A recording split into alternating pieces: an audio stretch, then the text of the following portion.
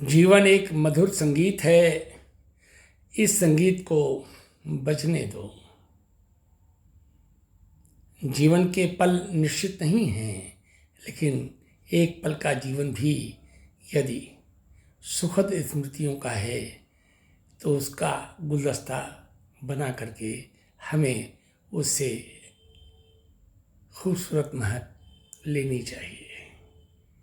एक एक लम्हों का जीवन है, जिन लम्हों से हमारा जीवन आनंदित होता है, सुखद होता है और हम उस पल को भूल नहीं पाते हैं। उस पल की एक माला हमें बनानी चाहिए और हमेशा उसी को अपने संग रखना चाहिए। जीवन आनंदित रहेगा, सुखद रहेगा, शांतिमय रहेगा। हमें जीवन के सदैव सकारात्मक पक्ष को ग्रहण करना है, स्वीकार करना है और उसे ईश्वर की कृपा समझ करके सदैव ग्रहण करना है। ईश्वर की कृपा सदैव हर जीव पर बनी रहती है, हमारे ऊपर भी है, आपके ऊपर भी है, सर्वत्र व्याप्त है। हरि व्यापक सर्वत्र समाना, प्रेम ते प्रकट हो हम जाना। इसलिए सदैव प्रेम का पुट हमारे जीवन में होना चाहिए। सकारात्मकता, पवित्रता, आध्यात्मिकता जीवन की आवश्यकता है। हमें अपने इस भाव को कर्म के रूप में, व्यवहार के रूप में जीवन में अपनाना चाहिए। ये सोच, ये बात हमारे दिमाग में आई तो मैंने इसको एक निमित्त भाव के रूप में ईश्वर के प्रणाम समझ करके व्यक्त किया है और ईश्वर को जीवन का सारथी समझ करके अपने आप को ईश्वर को समर्पित करते हुए ये भाव व्यक्ति निमित्त मात्र के रूप में व्यक्त किया है। हम ईश्वर को सशत नमन करते हैं, बहुत बहुत धन्यवाद देते हैं और उसकी इस विशेष कृपा के लिए हम उसको धन्यवाद देते हैं। सर्वे भवन्तु सुखिनः, सर्वे सन्तु निरामयाः, सर्वे भद्राणि पश्यन्तु मा कश्चित् दुःखभाग् भवेत्। हम केवल एक निमित्त मात्र हैं। हमारे अंदर ये भाव होना चाहिए कि जो कुछ भी होता है वो ईश्वर की इच्छा के अनुसार और हमारे प्रारब्ध और कर्म के अनुसार होता है। इसलिए ईश्वर के प्रति पूर्ण समर्पण और कर्मों में पवित्रता सदैव बनी रहे, यही हम ईश्वर से प्रार्थना करते हैं। सर्वे भवन्तु सुखिनः, सर्वे सन्तु निरामयाः, सर्वे भद्राणि पश्यन्तु मा कश्चित् दुःखभाग् भवेत्। समय गतिशील है।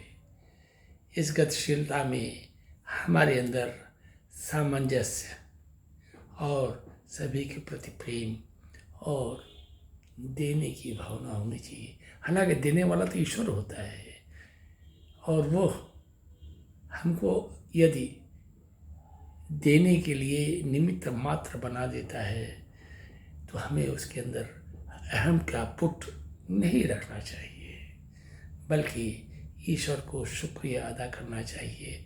और जिस किसी को हम कुछ दे रहे हैं तो उसके बदले में कोई भी प्राप्ति की बात नहीं होनी चाहिए। यही है जीवन। देने वाला तो केवल ईश्वर है।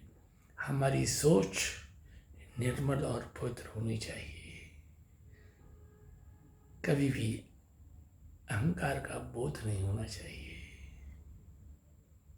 ईश्वर कभी अहंकार नहीं करता है, प्रकृति कभी अहंकार नहीं करती, वो तो केवल देती रहती है।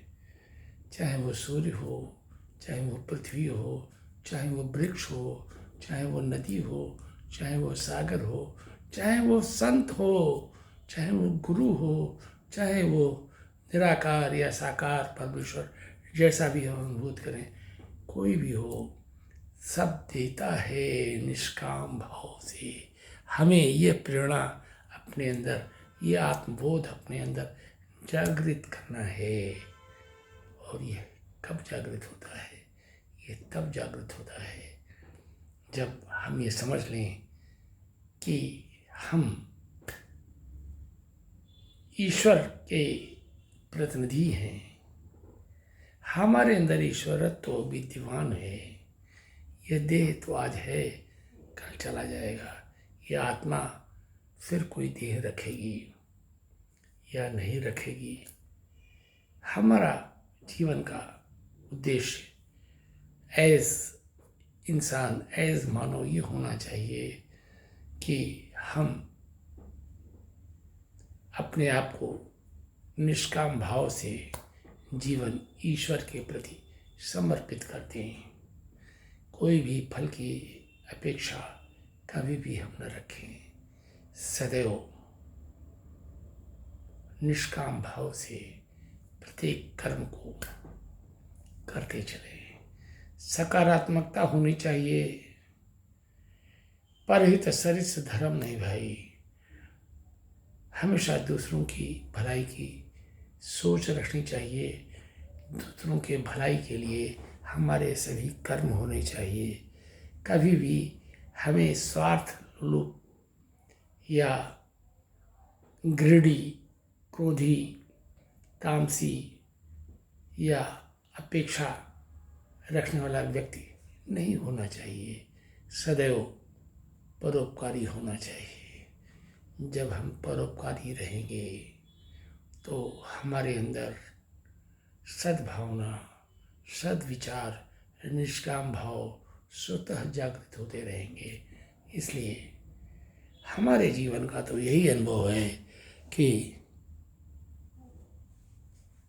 एक ही साधे सब सधे, सब साधे सब जाए। Only the God. हम उसको चाहे निराकार रूप में लें, चाहे साकार रूप में लें, सारी बात आस्था और विश्वास की होती है।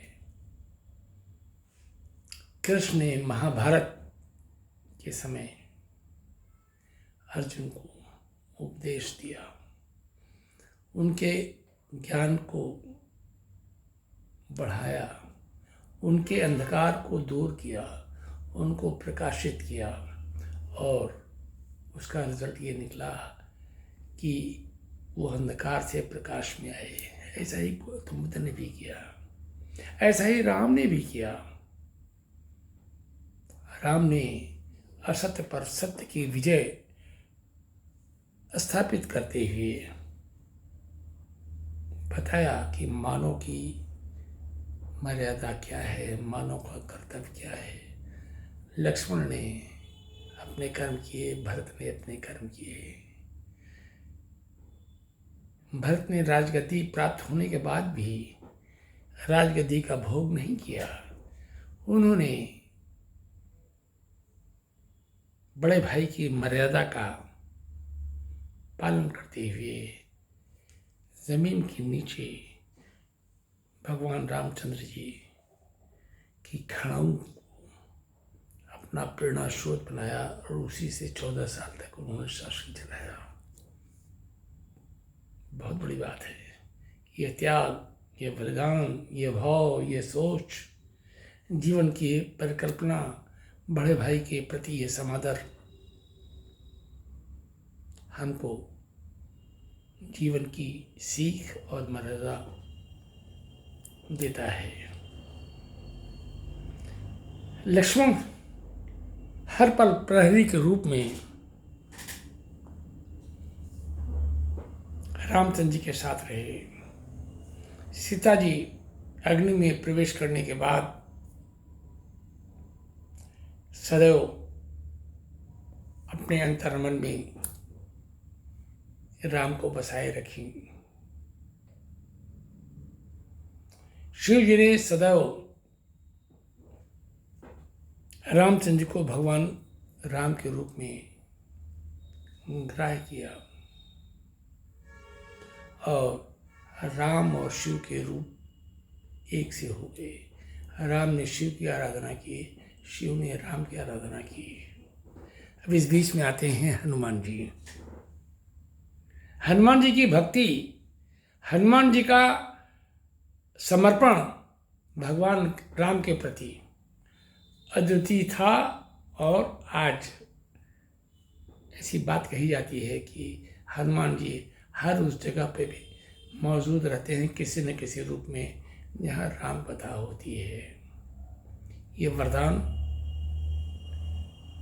माँ सीता ने हनुमान जी को दिया था। अजर अमर गुणित सुत हो, उनको अपना बेटा मान लिया, बहुत बड़ी बात है।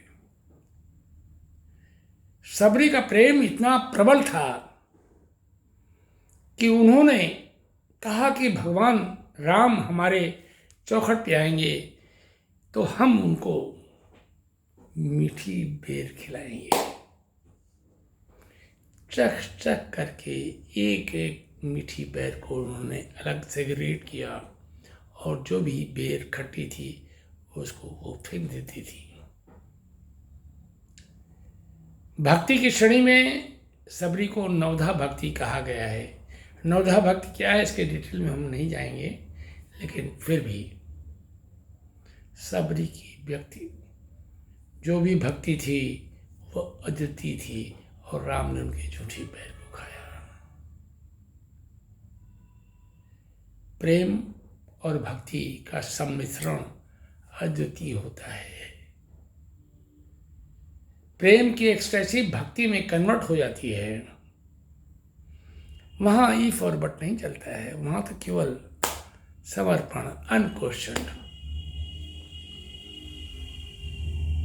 यही भक्ति हम मीरा के साथ भी देखते हैं। हेरी मैं तो प्रेम दीवानी, मेरो दर्द न जाने को।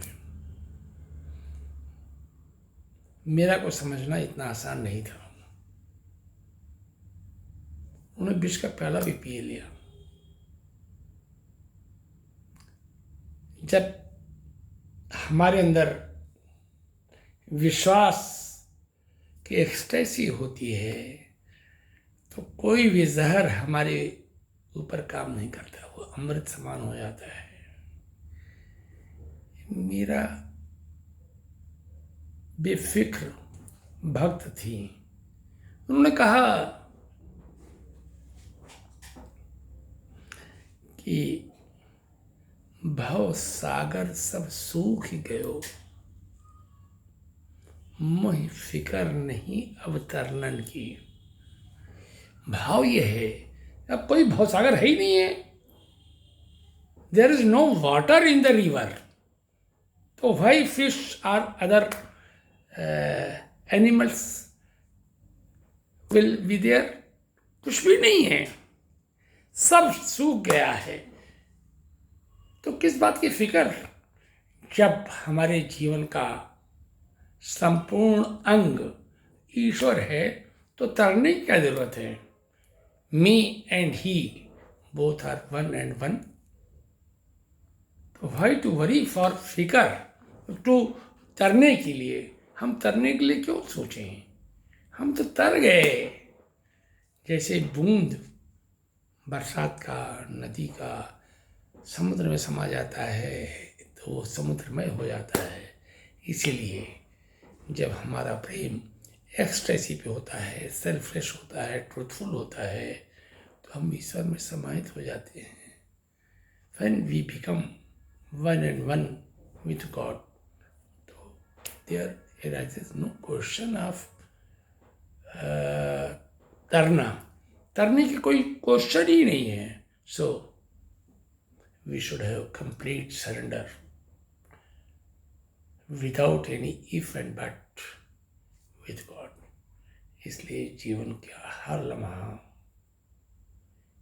ईश्वर में हो, सुखद हो, परमानंद से भरपूर हो, यह तभी संभव है जब हम सकारात्मक और आध्यात्मिक सोच के साथ जीवन को जिएं तथा हमारा पूरा ध्येय प्रेममय हो, पॉजिटिव हो, आध्यात्मिक हो। बस कुछ ऐसे विचार आए कि जीवन में मधुर लम्हे, सुखद लम्हे, आनंददायक लम्हे बमुश्किल मिलते हैं। हमें इन ऐसे लम्हों का गुलदस्ता तैयार रखना चाहिए, इनकी माला तैयार रखनी चाहिए और बराबर इसका स्मरण करते रहना चाहिए। बस यहीं पर हम विराम देते हैं। बहुत बहुत शुभकामनाएं सभी व्यूअर्स को।